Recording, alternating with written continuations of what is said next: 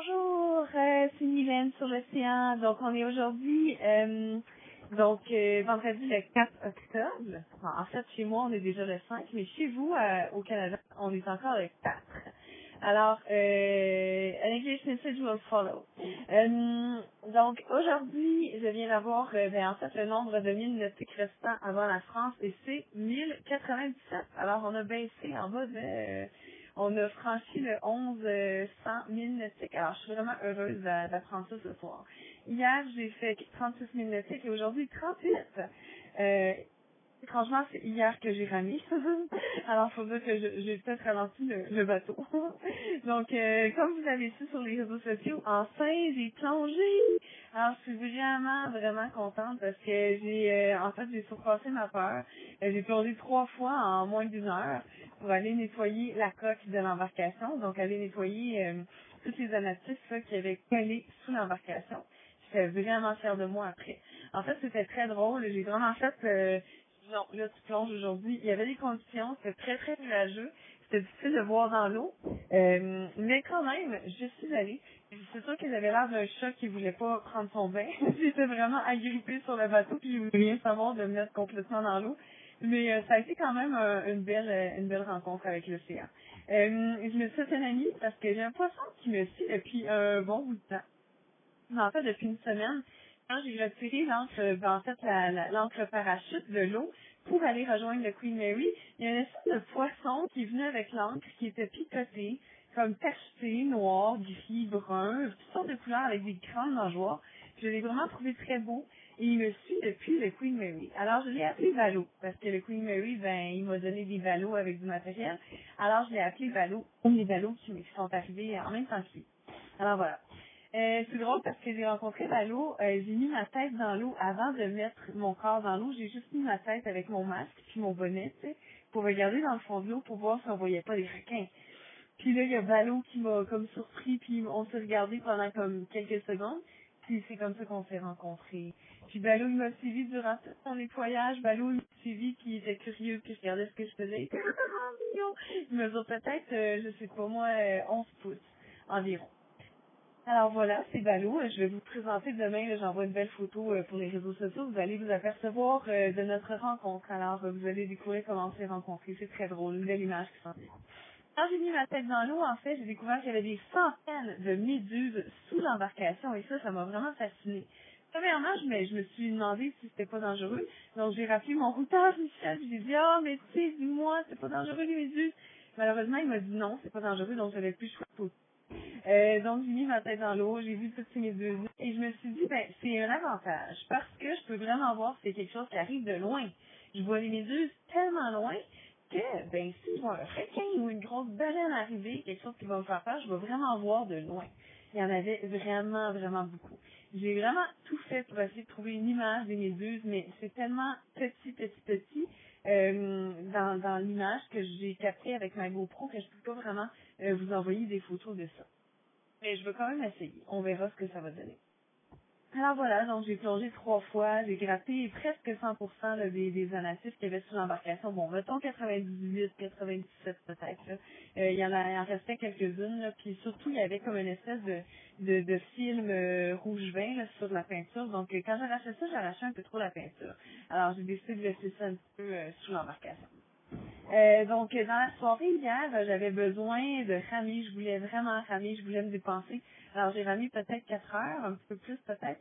Et ça m'a vraiment fait du bien. Mais je sais que j'aurais peut-être dû être plus sage et finir mon antenne VHF. Parce que vous savez que mon antenne VHF s'est brisée dans le chavirage de lundi, un des chavirages de lundi. Et j'ai perdu tout le morceau blanc, là, en fait, de l'antenne qui protège l'antenne, l'intérieur de l'antenne. Alors, j'ai que l'intérieur de l'antenne, donc il faut que je confectionne une antenne. Et j'ai commencé à faire ça à partir d'une rame de carbone qui était cassée en deux. Et voilà, j'ai scié ma rame, et là j'ai pris des mesures et tout, et je suis en train de confectionner l'antenne. Mais comme ma drille n'était pas chargée, puis j'ai besoin de faire des trous, je me suis dit, ah non, moi je vais ramer. Mais ce soir, j'ai failli y goûter. Mon antenne était encore pas faite. Et je me fiais sur mon petit VHF portatif pour parler au cargo. Et j'ai vu qu'un cargo arrivait vraiment proche de ma position. Et étrangement, il avait pas l'air de savoir où j'étais parce que j'avais l'air d'être dans un gisement de collision. Alors, très, très rapidement, je suis sortie dehors, j'ai fait une antenne de fortune, je suis rentrée en dedans et j'ai parlé avec le cargo VHF, il a changé sa course. Ça m'a un petit peu intimidée, mais maintenant, au moins, j'ai un VHF qui marche, même si mon antenne est vraiment broche à fond à l'extérieur, ça tient et je suis en sécurité. Alors, au diable, le petit VHF portatif qui veut jamais se recharger et qui fonctionne vraiment plus. Alors voilà, on se rend compte que plus j'avance dans la traversée, plus il y a des matériaux qui lâchent prise un peu et puis le plus important c'est que tout soit en ordre, là. Le bateau va bien, moi je vais bien et en fait c'est d'être en sécurité et puis le VHF ça m'assure vraiment une grande sécurité. Alors c'est ma priorité aussitôt que le temps va se calmer. Donc aujourd'hui, durant la nuit, j'ai eu des vents de 30 nœuds. Aujourd'hui encore entre 25 et 30 nœuds. Donc c'était vraiment impossible de ramer. Et ce soir, je suis encore en fuite, mais ça me permet de faire des milles. Alors c'est sûr que j'aurais pas ramé toute la distance. Hein. J'ai toujours le vent qui m'aide à certains moments. Et puis c'est ce soir, le vent m'aide considérablement. Alors j'avance à peut-être un nœud et demi là, cette nuit. Alors je suis vraiment, vraiment heureuse. Donc pensez pas que je rame toute la nuit. Là. C'est vraiment des conditions qui me font avancer. Alors, j'ai vraiment des salutations à faire aux écoles parce que je suis fascinée de savoir que il y a des profs qui sont vraiment, vraiment qui prennent des initiatives vraiment incroyables. Et j'ai été touchée d'apprendre que Monsieur Steve Smith, qui enseigne l'éducation physique, a développé une approche vraiment particulière avec ses élèves, vraiment mélanger les mathématiques avec ça. Et je pense que c'est des élèves du primaire. Alors, on m'a lu une partie de l'article au téléphone aujourd'hui et j'ai demandé que ce soit diffusé sur ma page fan Facebook parce que j'ai trouvé ça vraiment excellent. C'est le genre d'initiative qui me renverse. Alors, merci beaucoup Steve pour avoir pris ces initiatives-là. Et en fait, que mon voyage vous ait inspiré, c'est vraiment un honneur pour moi. Et j'ai aussi une école à saluer. C'est l'école du Cœur-Vaillant Campanile à Québec, où les élèves de deuxième année de la classe de Madame Catherine Lapointe ont fait des dessins suite à ma plongée d'hier et les ont diffusés sur les réseaux sociaux, en fait sur Twitter. En fait, Catherine, vous avez fait pleurer un membre de mon équipe au sol parce que ça a été vraiment, vraiment touchant. Et Jean-Pierre était vraiment, vraiment déçu de ne pas pouvoir m'envoyer des dessins parce que je peux pas avoir accès à Internet dans l'embarcation. Je peux juste envoyer et recevoir des courriels. Alors, j'envoie ce tweet le matin et durant la journée par courriel. Et Jean-Pierre s'occupe de les diffuser durant la journée. Alors, c'est vraiment la façon que ça fonctionne. Alors, je suis vraiment désolée de ne pas pouvoir voir les dessins, mais ça m'a vraiment, vraiment touchée de savoir que vos élèves de la classe de deuxième année de l'école Carvaillant Campanile ont réalisé des beaux dessins suite à ma plongée. J'ai salué. En fait, c'est la stagiaire Marianne Côté de Sherbrooke, qui est stagiaire dans une école francophone du Manitoba, à Winnipeg. Et c'est l'école conférence. Donc, les élèves, il paraît qu'ils me suivent à tous les jours. C'est les élèves de 3e de la classe de Martine Chartier. Il paraît qu'ils me suivent énormément et je serais vraiment heureux que je les salue. Alors, j'espère que leurs professeurs vont écouter mon petit Itadio aujourd'hui. En fait, quand ils vont rentrer à l'école, sérieusement. C'est vraiment, vraiment agréable de se sentir suivi par des élèves du primaire et puis je suis vraiment heureuse de vous influencer dans votre jugement et de vous apporter un peu de magie. Justement, ma cousine Nicole Marcel Canadien va faire ma cousine Caroline Cyr va faire un concours d'épellation pour mon anniversaire le 24 octobre. Je suis vraiment contente de savoir ça. C'est vraiment cool. J'espère qu'elle va le l'océan puis du j'apprends plein de mots là, de navigation, puis de fond et tout. Ça,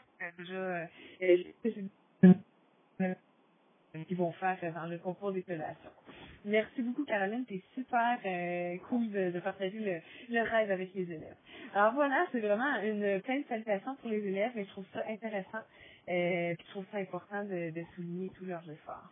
Alors, c'est ça, cette nuit, je continue de dériver dans la bonne direction. On va prendre une style. Ça risque de mal dormir parce que bon, j'avais un vent très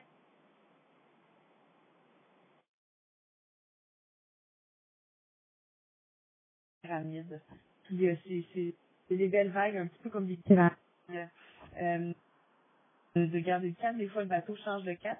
Donc, je vais peut-être moins bien dormir, mais pour vérifier si le bateau va bien, mais en général, je devrais bien avancer. Alors voilà, c'était mon petit Italio d'aujourd'hui, vendredi. Pour vous, on est encore le je crois. Alors, ben voilà. Bonne fin de semaine à tous. Maintenant en anglais. Hello, so today we're on Friday. We are still in Canada. We're still on Friday, October 4. 4. So tonight I just realized that I just have 1,097 nautical miles left to road to France. So this is really cool. We just need another 100 miles, and then we're gonna be like last 1,000. This is really cool. Yesterday I rode. I was really happy, and I ended up with the day with 36 nautical miles. And today I didn't row, but I end up with a day of 38 nautical miles. So this is really nice. I'm increasing my speed. But the fact is that I didn't row today, so there's a problem, I think. So yesterday I took a dip in the ocean. I got underneath the boat to wash the hull, and I was really happy about that because I was on day 90 yesterday, and since the start I didn't go in the water because I was so scared, and then I realized that it wasn't that bad. Actually, it was cool. At the end, I said to myself, okay, I can stay a little bit longer, just a little bit, and then I got in the water. Finally, at the end, it was maybe between 45 minutes and 1 hour. I didn't really look at my watch before to go in, so I don't know. But I dive 3 times. I got out and I got in, and I got out and I got in. The first time I got in the water was the first time I just put my head in the water. I realized that there was a little fish watching me, and that fish is with me since 1 week. So I name him. It's an M, it's a guy. It's a fish. It's my new friend. His name is Ballot, because Ballot is it's a packet. Well, packet that the Queen Marie II gave Thursday. It's the name is came underneath my boat at the same moment. Then I took off the parachute anchor. See the Queen Marie gave me Ballot, so okay, so his name is Ballot now. And so I just put my head into the water, and then he was watching me. So we watched each other, and then I got it on tape. So I'm gonna send you a nice picture tomorrow, so you will see our first meeting. This is cool. So I saw many Medusa. I think it's Medusa. Oh, sorry. It was a big wave. So I saw many hundreds and maybe thousand Medusa underneath the boat just before to dive. And I was quite happy about that because I thought, okay, so I can see those Medusa from very, very far. So I'm going to see if there's a big shark coming up to me. So, so because of them, I was feeling quite insecurity. So I dived for nearly 1 hour. And I got back in the boat a couple of times, and then finally I don't have any barnacles underneath the boat. Well, I cleaned the boat maybe at not 100%, but maybe 97, 90, 98. So the boat is really clean, and I just rode after that, and it was quite good. It was going so fast. I got my speed that I got like maybe 2 months ago or maybe 1 month ago. The boat was really, really fast. I got maybe 3.5 nautical miles. So 3.5 knots. This is cool. So I rode yesterday, but I knew that I should repair my antenna for my VHF communication, my VHF radio. And instead of that, I was thinking, oh no, I want to row. It's like since 11 or 12 days that I didn't have the chance to row, so I want to row.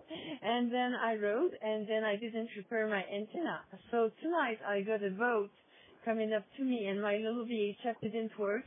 And I was really scared that the boat didn't see me because we need a big boat to test my AIS because apparently it doesn't work since my